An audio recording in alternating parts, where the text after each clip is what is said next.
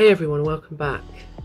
I'm guessing that you're here because of the title. You're spending some of your Christmas with a narcissist, suspected narcissist, or very toxic person. And you can absolutely survive this. And if this is a situation that you literally can't get out of and this is how it's going to be, then I want to arm you with some really important tips.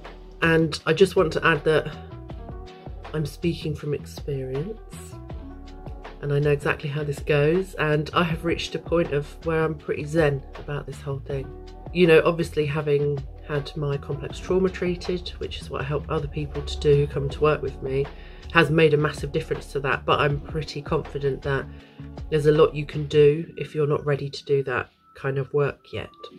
So the first thing that I want to say is that before you go into this season of spending time with this person or these people, I want you to just take a moment to acknowledge that the part of you that is still kind of screaming for its needs to be met is totally valid. You can't un-need those things. You absolutely need those things. The difficulty is when we assign those needs to particular people. And it's not that you're wrong for thinking that those needs really should be met in relationship to those other people, whether it's parents or a partner or a co-parent. It's totally valid that you should want those things. But the truth is likely that those people are unable to meet those needs. And the fact that you still have those needs and you still haven't kind of closed that loop yourself of meeting those needs in a different way or by yourself or with other people who do love you, that's kind of what keeps you in this dance with those people, is the fact that you still have those needs unmet and they aren't able to meet them, but have either kind of made noises that they could meet them or in the past have met those needs sporadically. So the best thing that you can do for yourself is to just sit with it. It's difficult, but sit with it and acknowledge that you have very valid needs and they're very important, absolutely important, but that those needs can only be met by people who are emotionally, psychologically, interpersonally capable of that. That's a hard thing to sit with and to realise and to accept, but it will stop you from driving yourself mental. And I think there can be a bit of grief that comes with that. That's really normal. And it's also completely liberating to realise that these people who are not meeting those needs and who aren't able to meet those needs, it stops you from banging your head against a brick wall. Because you might say to me, oh, but they should have done that. That was their duty and stuff. And that's absolutely true. I don't doubt you for a second. And I've had those feelings and those thoughts as well. But you being right is unfortunately not enough. It can't change that. The thing that I found with narcissists and people kind of on that spectrum over the years is that the very way that they've managed to survive is to create this personality out of a house of cards that kind of covers up this gaping wound within them, you know, this very early, very formative wound within them. And it's such a fragile structure that were that person to take one card, to be self-reflective, to take accountability, anything, the whole lot is likely to collapse, or they feel that it would collapse. There are instances where I think it's called narcissistic collapse, where it's become so expensive, you know, sort of from an energy point of view and everything else, for them to maintain their facade and their public persona and all of that. They basically get burnt out and they have a kind of personality collapse. Some people in those situations can experience psychotic breaks and all kinds of things. It's really helped me to look at those people and to realise that actually they're in survival mode. The fact that I'm feeling, or I used to feel, that, you know, you didn't meet my needs and you didn't do a good enough job and you've let me down and you did all these things that were not okay. All of that's still true. I still stand by that. But I realised that that person or these people, their very survival depends on them not growing and changing, because they can't take responsibility, accountability, or self-reflect, or if they can, not very much, because it literally threatens their survival. So that's the first thing. Sit with that if you need to. To come to that acceptance is a hard thing, but as I say, it will liberate you. And to find a way to meet those needs in a different way, or with people that love you and a bit more healthy, that's really magical. And it will I feel that going down that path of acceptance and meeting your needs in healthier ways with healthier people is actually a really beautiful thing. And you can find some really incredible relationships by accepting and moving forward. The second thing I would say is that these are likely people that you know fairly well. If you're spending the holidays with them, you know what types of things they're going to say. Or if this is an in-law, then maybe see if you can get, you know, that you don't know them that well, but you have had issues with them, or, you know, someone that you don't know as well, but you're going to be spending time with. See if you can do some research around the types of things they say and the types of things you'll have to contend with from people who know them, just to get a sense of what you're going to be walking into. Because sometimes these people catch us off guard and will say something that we react to before we've had a moment to think about it.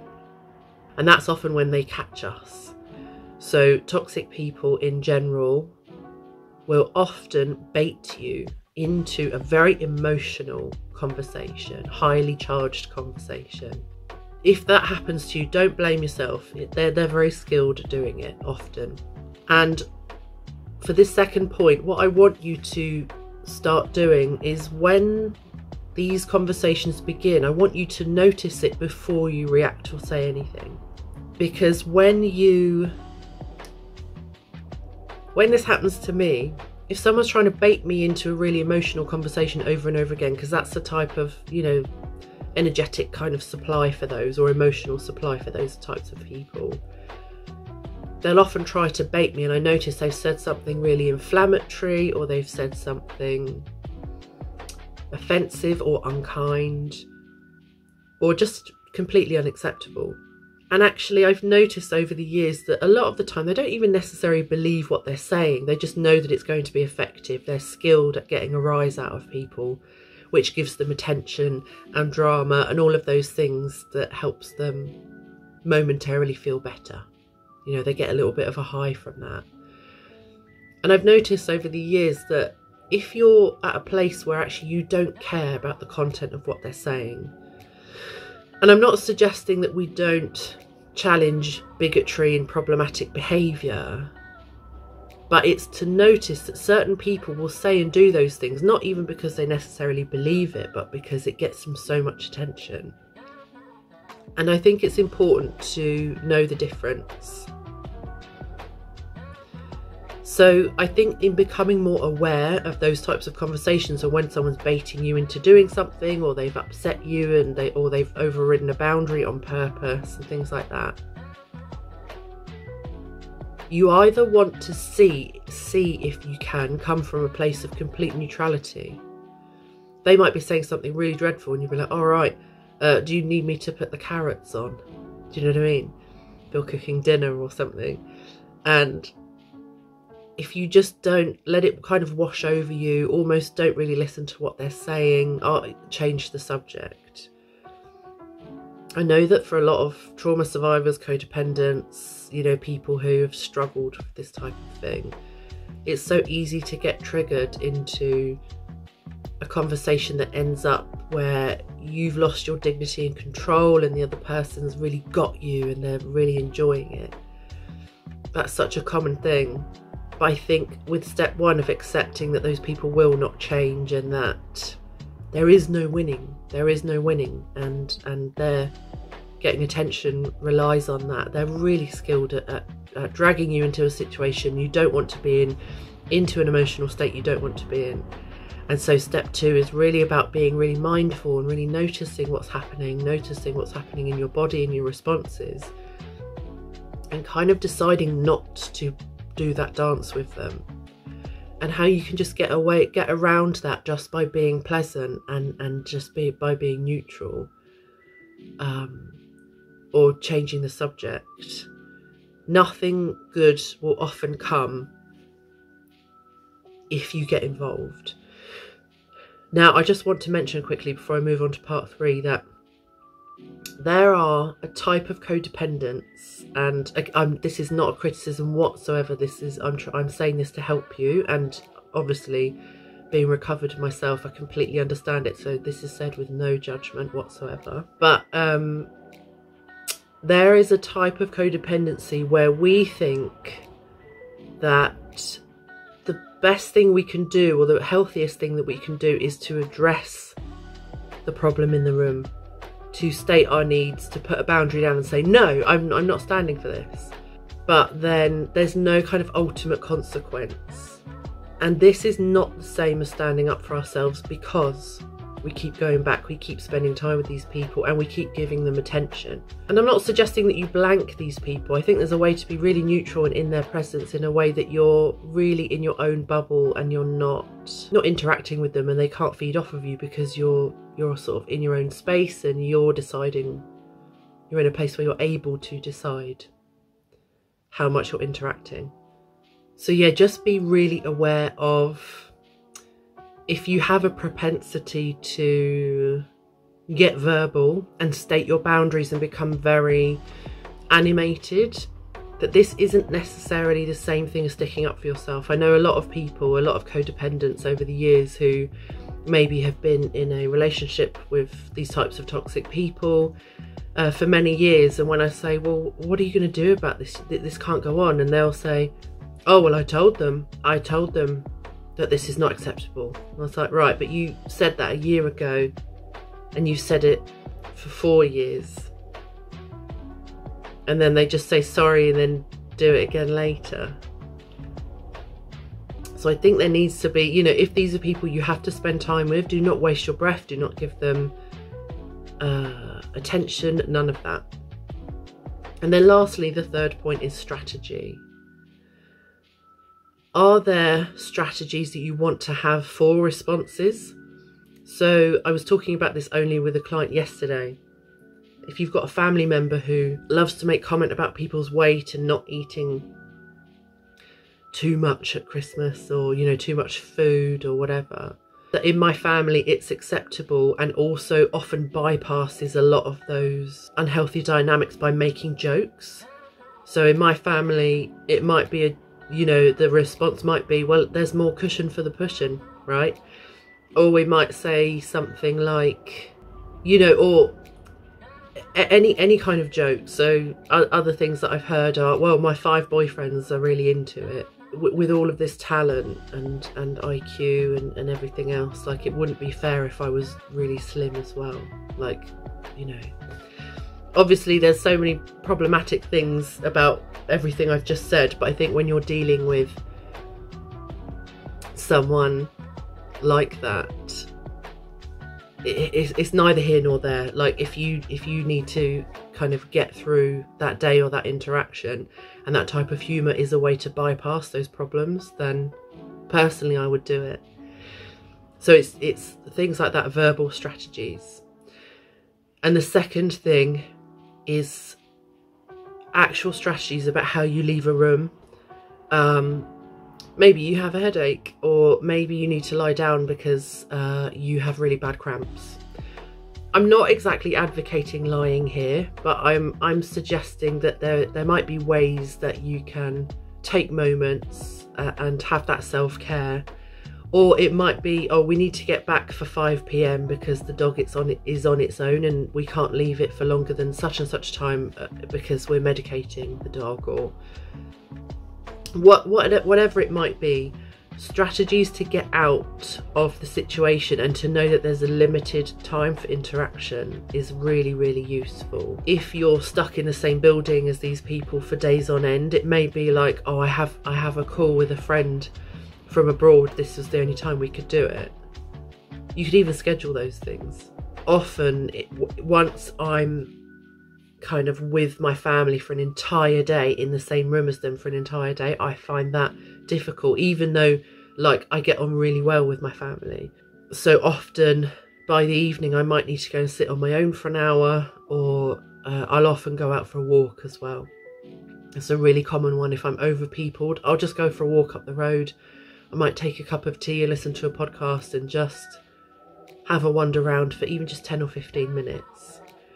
So think about strategies that you actually think you could put into place, that it's not going to be too much of a big deal. You know, with health things, occasionally if I've had to excuse myself and somebody has taken exception to this, I might say, I'm sorry, I just have very bad period pain at the moment. And not everyone is keen with that level of oversharing or me talking about a certain thing, so it works to my advantage that I'm not doing it to be unkind, but I'm doing it to lay a boundary that I know they will find it difficult to argue with because they're uncomfortable.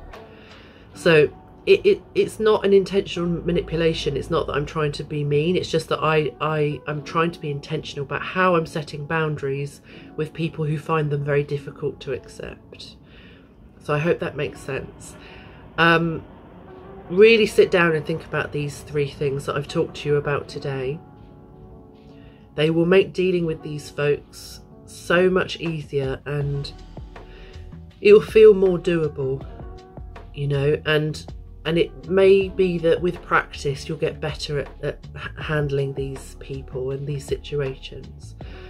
If you feel like this is a little bit overwhelming and you're not 100% sure at this point if you can actually pull that off, or there's more nuance to it than that, I'm actually doing one-off appointments during December. So this is for anybody who's going to be spending time with a narcissist or other toxic person during the holidays. And this is a one-off. It's 1 hour. It's a massive discount. It's 99 quid, which is about, I don't know, $120 or something like that. I haven't got the exchange rate in front of me, so, but yeah, it's so the idea is that we have this hour, you tell me exactly what's happening and what you're expecting and what you're anticipating, and we come up with a really good strategy. Or even if you just want to share it, then obviously you're also welcome to do that. This is an opportunity to get someone who's very practiced at this, who has come out the other side of complex trauma and all of those other things, and I want to help you come up with something that feels like a relief, that feels like I can do this and I'm gonna be okay, and it's not occupying your mind quite so much. So if you want to do that, head over to my website mooksharrishill.com, or just have a quick look in the description and the link will be there at the bottom of either my YouTube video or the blog, wherever you're seeing this video. So I hope that's been helpful. You've got this, and for those of you who want these spaces, there aren't too many of them, so grab them while you can and whilst they're on discount, and you get an hour and we can really work some magic for you these holidays. All right, take care, bye.